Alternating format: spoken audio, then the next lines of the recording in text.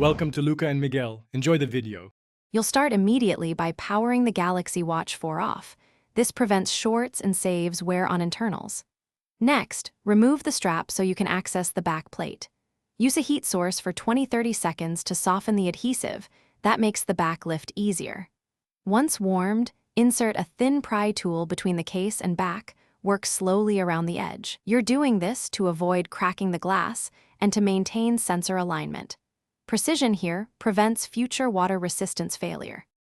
Once the back is off, immediately locate the battery connector and gently disconnect it.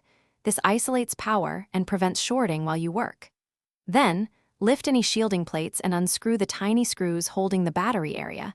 Keep screws sorted. Use tweezers to peel the adhesive tabs or apply isopropyl to loosen strong glue. Carefully lift the old battery from one corner. You're preventing puncture and preserving the rear sensor flex. Label parts if needed, so reassembly is straightforward.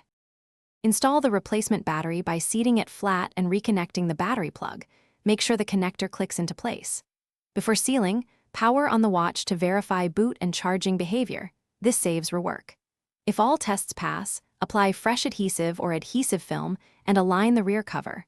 Press evenly around the seam to restore water resistance.